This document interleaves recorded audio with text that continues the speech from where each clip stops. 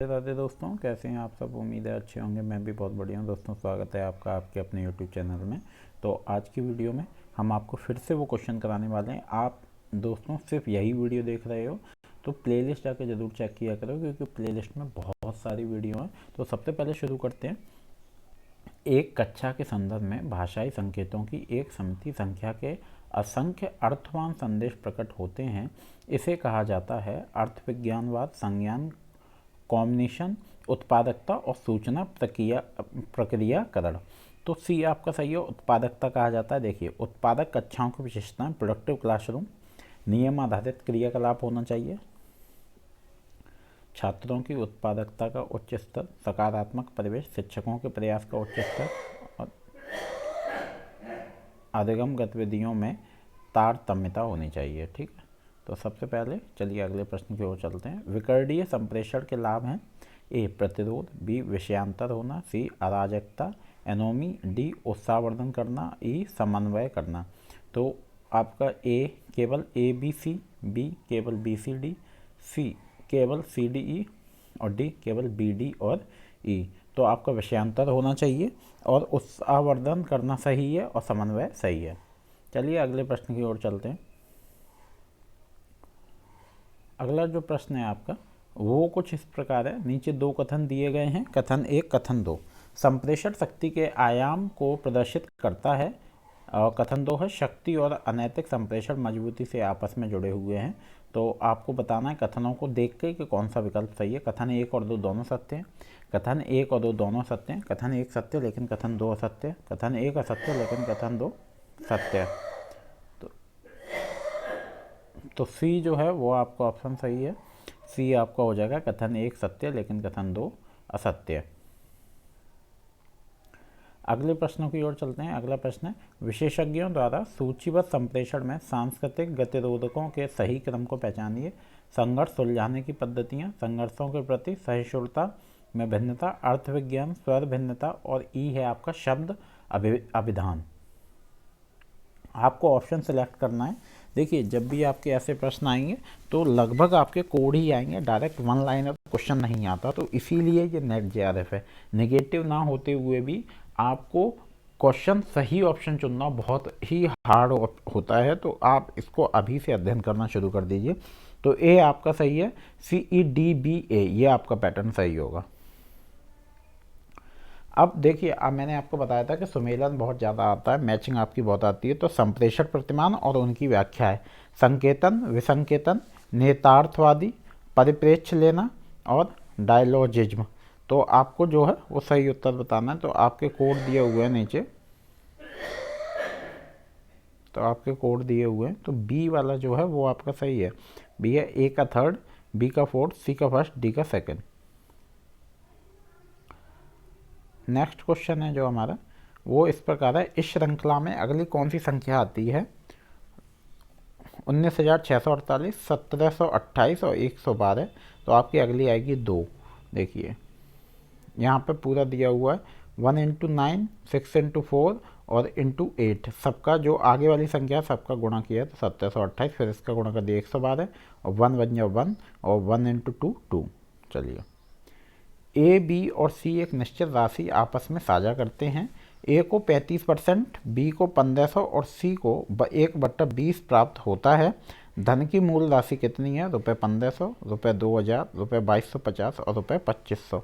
तो डी जो है वो आपका सही उत्तर है। डी आपका हो जाएगा ₹2500।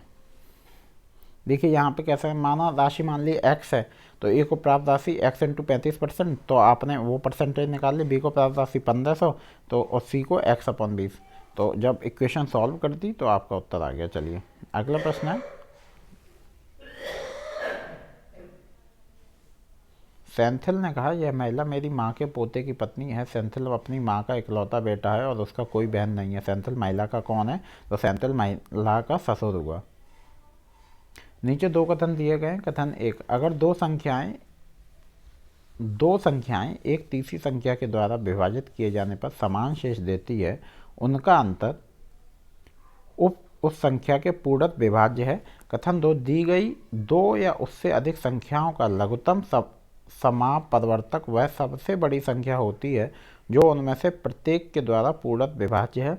उपरोक्त कथनों के आलोक में नीचे दिए गए विकल्प में से सही उत्तर का चयन कीजिए। तो कथन 1 और 2 दोनों सत्य हैं, कथन 1 और 2 दोनों असत्य हैं, कथन 1 सत्य है लेकिन कथन 2 सत्य है, कथन 1 असत्य है लेकिन कथन 2 सत्य है।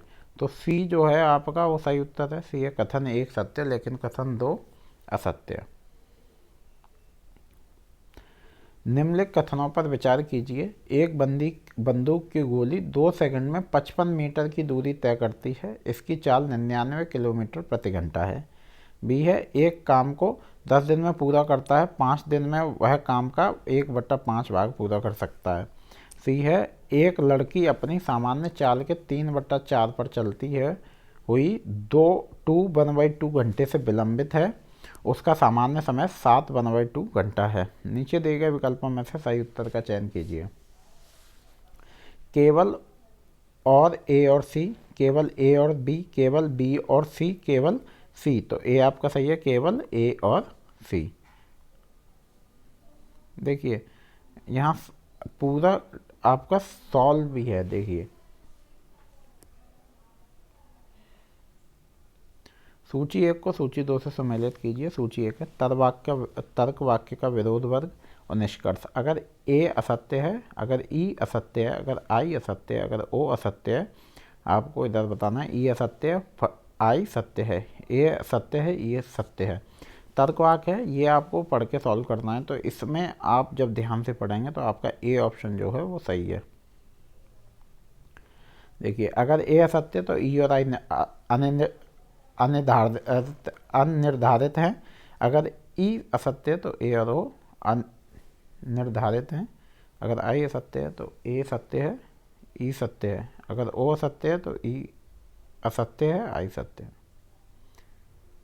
जब एक हेतु दो विपरीत दृष्टिकोणों के मध्य मानसिक दोलन की स्थिति के प्रस्तुतिकरण के आगे नहीं जाता तो यह प्रकरण जाना जाता है विरुद्ध हेत्वाभास, असिद्ध हेत्वाभास, प्रकर्षम हेत्वाभास और सव्यभिचार हेत्वाभास। तो सी जो है वो आपका सही उत्तर है, प्रकर्षम हेत्वाभास। तर्क दोष का नाम बताइए। कुछ अच्छे अभिनेता बलशाली मनुष्य नहीं होते, सभी पेशेवर पहलवान बलशाली पुरुष होते हैं, इसीलिए सभी पेशेवर पहलवान अच्छे अभिनेता होते हैं। अवैध साध्य, अवैध पक्ष, अनिर्धारित हेतु और सकारात्मक निष्कर्ष नकारात्मक आधार वाक्य से। तो सही है, सकारात्मक निष्कर्ष नकारात्मक आधार वाक्य से। निम्नांकित में से कौन निरसन के द्वारा माध्य अनुमान के रूप में लिया गया है, जिसमें अनुमानित विशेषता निरसन की प्रक्रिया का अवशेष है जो दूसरी विशेषताओं को अपवर्जित करता है? पूर्ववत अनुमान, शेषवत अनुमान और समन्वय तो दृष्ट पक्ष। तो बी जो है वो आपका सही उत्तर है, बी है शेषवत अनुमान। निम्न में से कौन अनेकार्थकता हेतुवाद फैलेसी ऑफ एम्बिग्यूटी से संबंधित है?